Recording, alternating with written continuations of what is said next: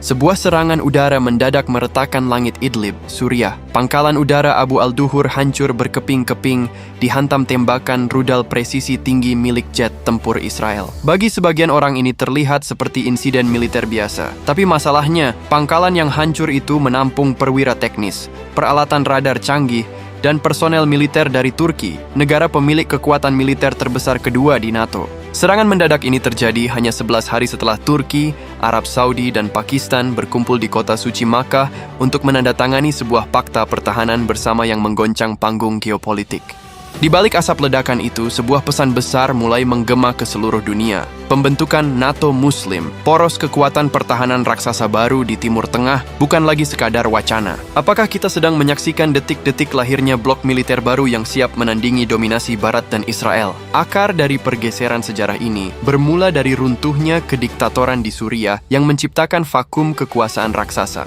Turki bergerak cepat menerjunkan ribuan personel militer dan mendirikan benteng pertahanan di Suriah Utara demi mengamankan perbatasannya. Namun di sudut selatan, pergerakan militer Turki ini dipandang oleh Israel dan sekutunya sebagai ancaman geopolitik yang sangat mematikan. Israel tidak menginginkan hadirnya kekuatan militer besar baru yang bersenjata canggih di perbatasan utara mereka. Ketegangan ini memuncak karena negara-negara di kawasan sadar bahwa ketergantungan pada arsitektur keamanan lama tidak lagi menjamin keselamatan mereka. Gesekan langsung antara jet tempur dan radar militer di Suriah menjadi bukti nyata bahwa kawasan ini membutuhkan perisai pertahanan mandiri.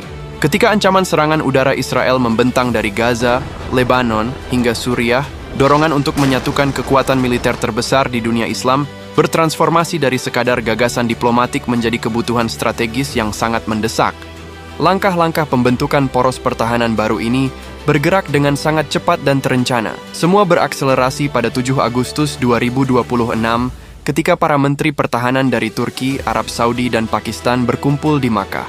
Di kota suci inilah ditandatangani Mecca Joint Defense Agreement, sebuah kesepakatan bersejarah yang diyakini banyak pihak sebagai cetak biru awal dari lahirnya blok pertahanan NATO Muslim. Konsolidasi politik semakin menguat pada 16 Agustus 2026, namun uji coba pertama bagi aliansi baru ini datang 2 hari kemudian. Pada 18 Agustus 2026, Israel menghantam pangkalan udara Abu al-Duhur di Idlib yang menampung personel logistik Turki. Serangan mendadak tersebut tidak melumpuhkan aliansi, melainkan justru makin mempercepat koordinasi militer antara Ankara, Riyadh, dan Islamabad.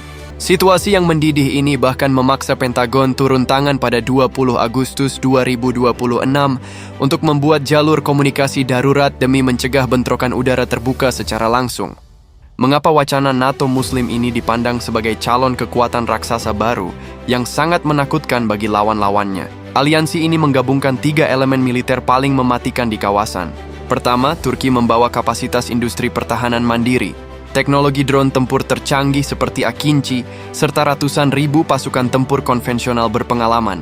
Kedua, Arab Saudi menyuntikkan kekuatan finansial tanpa batas dengan anggaran pertahanan melebihi 75 miliar dolar, disertai armada udara modern dan pengaruh politik dominan di Teluk. Ketiga, Pakistan melengkapi pilar ini dengan kapasitas militer masif dan teknologi strategis sebagai satu-satunya negara Muslim yang memiliki kemampuan deterrence nuklir. Ini memiliki seluruh syarat dasar untuk tumbuh menjadi kekuatan geopolitik utama yang sanggup mengimbangi NATO maupun kekuatan militer Israel. Di tengah sorotan dunia terhadap poros Makkah ini, sebuah pertanyaan besar membayangi masa depan geopolitik global. Seberapa cepat pilar-pilar kesepakatan di Makkah ini akan bertransformasi menjadi struktur militer permanen yang utuh? Apakah perselisihan di tanah Suriah akan menjadi pemicu resmi yang memaksa Turki, Arab Saudi, dan Pakistan untuk meresmikan komando militer gabungan, dana pertahanan bersama, serta doktrin perlindungan kolektif? Misteri inilah yang membuat para analis militer di Washington dan Tel Aviv terus memantau setiap pergerakan diplomatik dan militer yang keluar dari Ankara, Riyadh, dan Islamabad. Meskipun kritik menyebut struktur NATO Muslim belum sepenuhnya menyamai kelembagaan NATO Barat yang memiliki komando terintegrasi di Brussel, arah menuju sana terlihat semakin nyata. Integrasi industri senjata, pertukaran intelijen tingkat tinggi, dan latihan militer bersama yang disepakati di Makkah adalah fondasi awal yang persis sama saat NATO Barat didirikan pada tahun 1945. Poros Turki, Arab Saudi, dan Pakistan sedang membangun model pertahanan asimetris baru. Tanpa harus bergantung pada birokrasi Barat, poros ini memadukan kekuatan ekonomi Teluk, teknologi perang siber dan drone Turki, serta doktrin militer Pakistan. Lahirnya NATO Muslim bukan lagi sekadar slogan propaganda, melainkan proses peletakan batu pertama bagi terbentuknya kutub keamanan baru yang independen dari pengaruh Amerika Serikat dan Barat. Upaya pembentukan blok kekuatan baru ini secara langsung menaikkan tensi di panggung pertempuran. Israel, yang melihat potensi bahaya dari menyatunya kekuatan militer Turki, Saudi, dan Pakistan, terus berusaha merusak integrasi ini melalui serangan udara terbatas ke fasilitas-fasilitas strategis di Suriah. Eskalasi berisiko melompat ke tingkat berbahaya jika jet tempur F-16 Turki dan F-35 Israel terlibat insiden saling kunci radar atau kontak senjata langsung di langit Suriah. Bentrokan fisik apapun di lapangan dipastikan akan memicu reaksi berantai, di mana Arab Saudi dan Pakistan dapat menggunakan tekanan ekonomi, pemutusan jalur logistik, hingga pengerahan aset militer untuk melindungi sekutu aliansinya. Munculnya wacana kuat NATO Muslim ini langsung mengubah peta pertarungan global. Di sektor ekonomi dan energi, ketegangan di sekitar jalur Selat Hormuz dan Laut Merah memicu guncangan pada harga minyak mentah dunia, mengingat aliansi baru ini menguasai titik-titik penyaluran energi terpenting di bumi. Di panggung politik internasional, Amerika Serikat berada dalam posisi yang sangat terjepit. Washington tidak bisa membiarkan Israel terancam, namun di sisi lain tidak mampu menghentikan Turki dan Arab Saudi yang mulai berpaling membangun blok pertahanan mandiri. Rusia dan China menyambut hangat pergeseran ini, karena lahirnya NATO Muslim secara otomatis mengikis dominasi tunggal Amerika dan Barat di Timur Tengah. Masa depan dari pembentukan blok kekuatan baru ini mengarah pada beberapa skenario utama.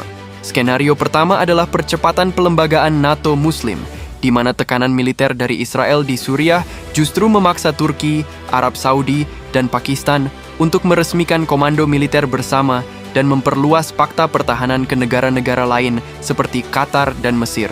Skenario kedua adalah terjadinya perang dingin regional yang sengit, di mana blok NATO Muslim bertarung dalam perlombaan senjata, teknologi siber, dan pengaruh intelijen melawan poros Amerika-Israel. Skenario ketiga adalah terjadinya konfrontasi militer terbatas di Suriah yang menguji secara langsung kesiapsiagaan aliansi baru ini dalam merespons ancaman luar. Pada akhirnya, peristiwa di Pangkalan Abu al-Duhur dan penandatanganan kesepakatan di Makkah adalah sinyal tajam bagi sejarah dunia. Wacana pembentukan NATO Muslim bukan lagi sekadar narasi lepas, melainkan respon nyata atas peta geopolitik yang terus bergejolak. Turki, Arab Saudi, dan Pakistan sedang menunjukkan bahwa era di mana kawasan Timur Tengah bisa didikte oleh kekuatan luar atau tekanan militer Israel telah resmi berakhir. Blok pertahanan baru ini sedang tumbuh menjadi poros kekuatan yang diperhitungkan secara global. Apakah hadirnya aliansi raksasa ini akan tercipta sebagai penyeimbang yang membawa stabilitas baru? Atau justru menjadi awal dari pergeseran peta perang dunia yang jauh lebih besar?